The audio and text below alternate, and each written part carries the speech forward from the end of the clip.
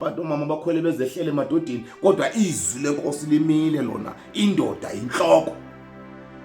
Nabo bangakhwela bezehlela bethetha uNotanda, udibana abanye bebhaxekwa nezandla bedandaza, abanye bewiswa nangomama begilwa bayisithi hayi lithi izwi lenkosi. Incwadi kaYoweli ndawuthulula umoya walithanda ngayo ibandla. Indoda mayimthande umkayo. Xa izawulala ethaveni ke ngoku izamthanda nini? Xa izawubaleka nemali yala ekhaya izamthanda nini? Xa izawubaleka ne-payslip izamthanda nini? Xa izawubaleka ibaleke kungaziwa noba imali yenze ntoni, isuke ibuye inomsindo hayi imali. Njani uba hayi Nkosi yami, indoda inhloko basalwane, inhloko yekhaya. Verse number 18, inhloko ngoKristu uzoba khona ulawulo olulo nasendlini yakhe. Iba ngamahlazo amadoda, uva indoda kuthiwa yaziwa noba yayaphi, yatshonaphi, yahamba ilala apha esithubeni. Izawuba inhloko kanjani? Iyinhloko engenamkhondo kwayona, engena direction, ehamba enza imikhuba. Ayibonge Nkosi. Sula namhlanje 28 December 2024. Siyambonga uThixo, unyaka usaye ekupheleni, sithwele wasigcina, sibusela wasilondoloza ekudeni konyaka. Sibonga umusa wakhe-ke. Cela nje sibonisane nje ngelivesi. Kunento engavamisile ukufundiswa, kodwa abantu abaninzi bayayazi. Yaziwa ngabantu abakholwayo, yaziwa ngabantu abangakholwa. Amaxesha amaninzi-ke uzawufika ingathi senze ngathi asiyazi, abanye benze ngathi abayazi ngenxa yezimo esiye sijongane nazo ne-pressure esiye siyifumane, especially abantu abangamadoda.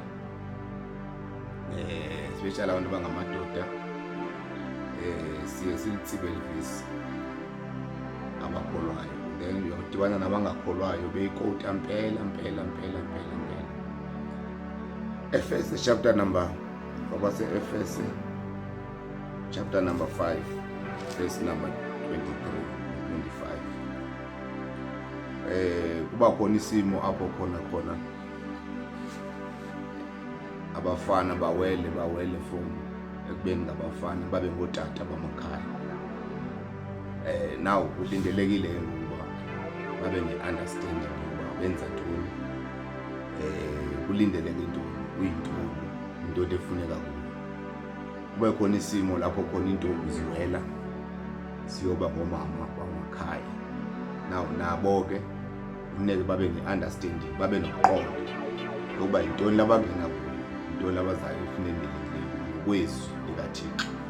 Kube khona isimo lapho khona abantu sebephakathi kulesimo bangena bengana-understanding ngoba iBhayibhile lithi, but xa sebelifunda iBhayibhile kufuneke balithobele, bayazi uba iBhayibhile lithi. Chapter number 5 verse number 23. Efese chapter number 5. Efese chapter number 5. Verse number 23. Ithi leni version, kaloku indoda iyinhloko yomfazi, kanye njengokuba noKristu eyinhloko yebandla. Kaloku indoda iyinhloko yomfazi, kanje ngokuba noKristu eyinhloko yebandla. Indoda inhloko yomfazi. That means icacile. Yawufumaniseka uba nabangakholwa bayayazi le vesi, bazokuxelela uba ndim inhloko apha. Now bengana-understanding abanye babo yokuba inhloko kulindeleke ntoni kuyo. Now wena-ke uyindoda, xa kuthiwa uyinhloko yomfazi, that means uyinhloko, ulindeleke mandiphinde, ulindeleke uba ulawulo lube khona from kwicala lakho. ulindeleke uThixo ukuthembile ngefamily, ukuthembile ngalomama, ukuthembile ngabantwana, ukuthembile ngelikhaya, ulindeleke ulawulo okululo from kwicala lakho. Amen. Now nxa ubona ke ngoku udibana nomama wakwam esenza uhlobo, abantu abayibona izinhloni bayijonga inhloko kuba inhloko iqale phaya ingxaki, ulahleke ulawulo. Namanye amadoda njazatsho njathi laba madoda asindisiweyo andifuni umuntu osindisiweyo because kunento yokuvula udedela zonke izinto, kanti singabona abantu bokufana basine-understanding enkulu yokuba kufanelekile ulawulo uyinhloko. Inhloko ke wahlazeka inhloko, kwakwenzeka izinto zenzeka emzimbeni kuhlazeka inhloko. Amen. Indoda inhloko, indoda inhloko yomfazi. Kulindeleke indoda inikeze idirection, kulindeleke indoda kube yiyo ezawuzana i-ideas, kulindeleke yokuba andithethi ngendoda mna indoda ezawufika. That's why lithi izwi lenkosi indoda kufuneka ibe nenhloko enguKristu so that izokwazi ukwenza izinto ngohlobo kulula. Lithi ke ngoku inhloko yendoda uKristu, njengoba lithi inhloko yemfazi yindoda. Kulindeleke indoda ibe nolawulo okululo, then ke ngoku uKristu alawula indoda ukuze indoda ikwazi ukulawula indlu yayo ngohlobo kulula. Amen. Na kwalahleka ulawulo, kuzawuba khona amahlazo azawubonakala, kuzawuba khona izinto ezizawuvela. Now yonke lento izawujonga enhloko uba ebephi utata wapha, why kunje. Now kudingeka ngoku inhloko iqine inhloko imele umhloko wayo into. That is why bazalwane mama siyithethe into, izwi kaThixo liyibeka into esiyaziyo sonke. Indoda yendi, indoda ayitshato, indoda iyatshata. Hallelujah, hallelujah. Now indoda inhloko kaKristu, inhloko yenkosikazi. Kulindeleke ibe nolawulo okululo, kulindeleke ukuba izinto iziqokele, kulindeleke ukuba ikhale kuThixo, kulindeleke ukuba kwahamba ixesha, kwahamba kubonakala uba that is why nabafana esibashumayezayo, esibaqinisayo, esibakhulisayo kule mihla kudingeka sibaxelele inyani so that bakhule beqinile bezazi uba ulinde sibuild i-leaders zamakhaya, kwakhiwa i-leaders ekuzoba zizo zamakhaya ezizawumela iqiniso, zimele inyaniso, zingavumi yonke. Iba inhloni ke into eyenzekayo kabafana bakhona, babhizi bakhangela abafazi abafundileyo bakhe baboyike. Hayi mna ndifuna igqwetha, hayi mna ndifuna xa sekufika yathi ufundile kaloku ndiyamoyika. No, inhloko imfundo yakhe ibeke ecaleni, kuvela uba uyinhloko yekhaya. Haleluya. Uvuka amahlazo, ubona especially thina okanye kwelicala lethu levangeli, amahlazo abonakala, amahlazo enzekayo kwethu uyabonakala uba ezivesi asafunda, sacacisa, sathithwa, kuvele ke ngoku kuvele yonke lento eyenzekayo. Haleluya. uThixo ithembile indoda, kulindeleke indoda ibe ne-direction, kulindeleke indoda uba iyazi incimba. Indoda inhloko bazalwane, inhloko. That's why ke ngokuba zinhloko, that's why nxa sibona indoda ingena ebandleni siye sizame kangako ukuba Thixo incede le ndoda, because siyayazi uba yansi siyafumana inhloko ngoKristu kuzoba khona ulawulo okululo nasendlini yakhe. Iba ngamahlazo amadoda, indoda kuthiwa yazona uba yayaphi, yatshonaphi, yahamba ilala apha esithubeni, izawuba inhloko kanjani? Iyinhloko engenamkhondo kwayona, engena-direction, ehamba ezimikhuba, ebuyithi ndiyinhloko apha. Ikhoti ivesi engali-understandi uba ulindeleke into kuwe ezinhloko yekhaya. Masiyifunde ke basifundi, masiyifunde kule version chapter 5 verse number 23. Because the husband is the head of the wife, Christ is the head of the church. Amen. Ndifuna kucacisela yile ndaba ke bazalwane bami. Nxa lithi indoda inhloko, lithetha uKristu inhloko, lithetha ukuthini? Sifunde apha kwabaseKolose chapter 1 verse number 18. Lithi inhloko yomzimba olibandla lakhe ikwanguye. Inhloko yomzimba olibandla lakhe uKristu unganguye uKristu. Nxa ufaniswa wena-ke uthiwa uyinhloko njengoba uKristu eyinhloko, kwakubiza unoxanduva olukhulu, uyindoda. Wonke amahlazo azakwenzeka kweli khaya azajonga kuwe. Yonke inhlwaleko ezakwenzeka, ubuswele, yonke nje into ezakwenzeka kuzathiwa iphi inhloko yeli khaya. That is why inhloko kufuneka imibhalansi iqine, izazi uba ndiyilida. Ayiqali phaa emzikonzweni apho ufike kuthiwa zilida khona, kodwa sehluleke kukulida emakhaya. Indoda inhloko yekhaya, ilide ekhaya before ibe iyolida enkonzweni. That's why xa ethetha uTimothy, uPawulos ethetha noTitus, uthi Titus inyula amadoda ekrente. Uyawacacisa uba la madoda mabenganjani, ulindeleke ntoni la madoda uba mawamisi uba makalide ibandla. Because awukwazi ukuyohlula ulawulo lendlu yakho uphinde uhambe uyolida ichurch. Yayazi ibuhlungu le nyani sendiyithethayo, but ke ngoku ulawulo luqala ekhaya. Na ulawulo kulilo no uzothiwa sometimes ufike kujonge nje kuthiwa hayi manje njani uba Nkosi yami, indoda inhloko basamani, inhloko yekhaya. Verse number 18, inhloko yomzimba olibandla lakhe ikwanguye olililo owokuqala ukuvuswa ekufeni, khona ukuze yena abe sisiqalo ezintweni zonke. uKristu usisiqalo ezintweni zonke. Nxa kuthiwa ke ngoku njengoba uKristu eyinhloko yebandla, that means uKristu usisiqalo. Asikwazi kwenza into ebandleni without uKristu.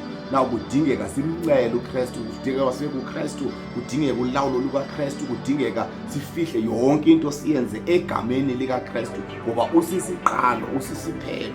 Now lithi ke ngokuzilo lenkosi, indoda inhloko yekhaya njengoba noKristu eyinhloko yebandla. Indoda isisiqalo, isisiphelo kwaye kudingeka ibe nolawulo, kudingeka ibe noKristu, kudingeka iyazi amahlazo enzeka kweli khaya azojonga kule ndoda. Ibiphi le ndoda kwadaleka yayazi ke mna omama banamandla, bayivuthulula indoda, bayivuthulule pha endlini, idibane nayo seyixelela imfitshi seyixelela into engazange yayixelela yona kuqala, because iveyizivatho phayini. Kodwa noba kunjani kudingeka indoda iyimegebhe ngoba yinhloko yekhaya bazalwane. iBhayibhile liqebile, noba siyathanda noba sithandi, nasemasontweni noba ngathi abantu omama bakhwele bezehlele emadodeni, kodwa izwi lenkosi limile lona, indoda yinhloko. Noba bangakhwela bezehlela bethetha unotanda, udibana abanye bebhaxekwa nezandla, bethandaza, abanye bewiswa nangomama begilwa besithi hayi lithi izwi lenkosi incwadi kaYoweli, ndawuthulula umoya phezu kwenyama yonke. Ubone ke ngoku amanye amadoda rivers athi sinakwazi ujutshwa ngabafazi ngohlobo, ngoba indoda idalela uba ibe inhloko bazalwane. That's why nasemasontweni amadoda embalwa kangaka, because uSathane uyayazi walwa i-leadership, wachana inhloko zamabandla, wachana inhloko zamakhaya, kuzodaleka idamage. Udiba inhloko yekhaya yatshintsha umyalezo, yadibana naye seyithethe enye into, udaleka idamage kwelo khaya ngoba inhloko yekhaya kudingeka indoda inhloko. Hallelujah.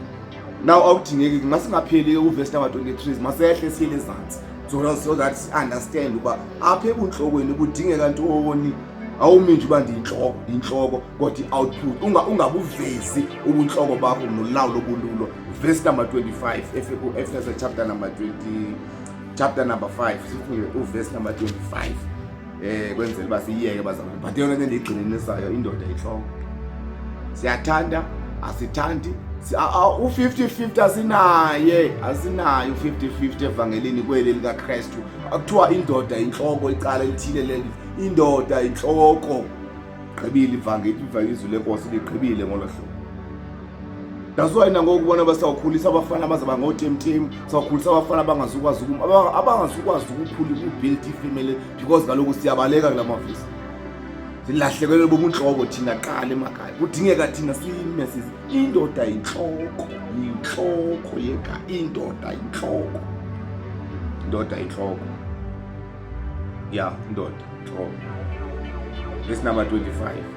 Nina madoda bathandeni abafazi benu kanye ngale ndlela alithanda ngayo uKristu ibandla. Nina ke madoda ningapheleli nje basizinhloko ezendla kodwa ningafiki apha. Nina ke madoda bathandeni. Hayi, alithethi ngabantu abahlalisanayo apha, alithethi ngabantu abajolayo, alithethi ngabantu abakhotshiphayo, lithetha ngamadoda atshatileyo anamakhosikazi.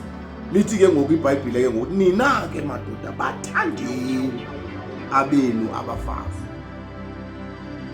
Nina madoda bathandeni abafazi benu kanye ngale ndlela alithanda ngayo uKristu ibandla lakhe. Ngale ndlela alithanda ngayo uKristu ibandla lakhe. uKristu walifela ibandla lakhe ubelithanda. uKristu wancama ubukhulu, wancama izinto, wancama izulu, wancama konke wezemhlabeni ngoba ethanda ibandla. Lithi ke ngoku indoda inelo xanduva lokuba ibe khona izinto ezawuzincama. Hayi, andithethi uba ivumele izinto ezazohlaza umzi wayo, kodwa ndithethi uba kube khona into ezazincama, because kaloku ufuna ukubonakalisa uba lo mntu lona uyathandwa la ekhaya. Ukuthanda kasuba uzawuvumela into ezazohlaza umzi wakho. Lithi izwi lenkosi ke ngoku njengale ndlela uKristu walithanda ngayo ibandla, indoda mayimthande umkayo. Xa izawulala ethaveni ke ngoku izamthanda nini? Xa izawubaleka nemali yala ekhaya izamthanda nini? Xa izawubaleka ne-payslip izamthanda nini?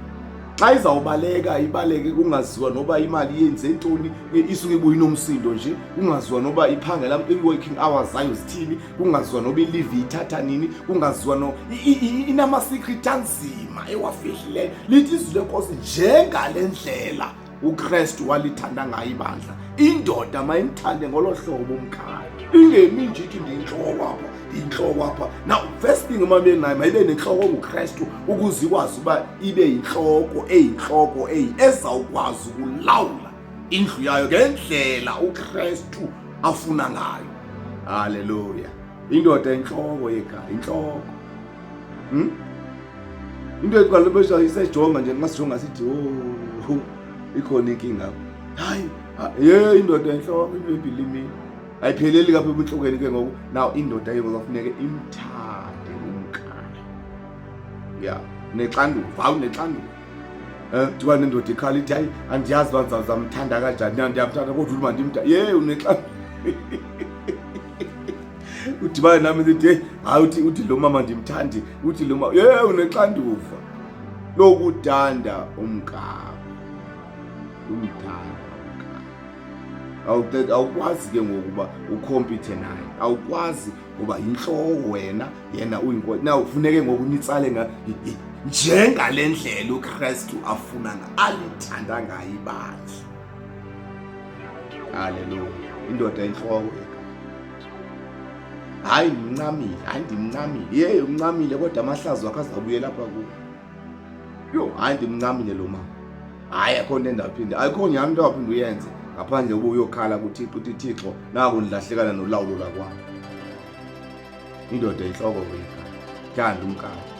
Ungagijimisa uthando kakhulu ukuthi hayi ndiyamthanda, ngeke mandivume udibane senza amahlazo wonke. Xa ungenwa kuthiwa hayibo umama lapho kuthiwa hayi lahleke pha uthando. Hayi lahleke pha uthando. Amen. Nkosi mayisikelele ekhaya kuyo. Indoda inhloko yekhaya. Indoda mayimthande umkayo njengale ndlela uKristu alithanda ngayo ibandla. Nkosi mayisikelele sisayephile ngonyaka. Siya kwi-crossover. From the 31 sabe sithi siyawela siwele kwindawo zonke sabe sibuzo simbonga uThixo. Sihambe siye ku-2025 sasazana naye sasithwele sasicingile. Nkosi mayisikelele ke ukufunda kwezwi layo.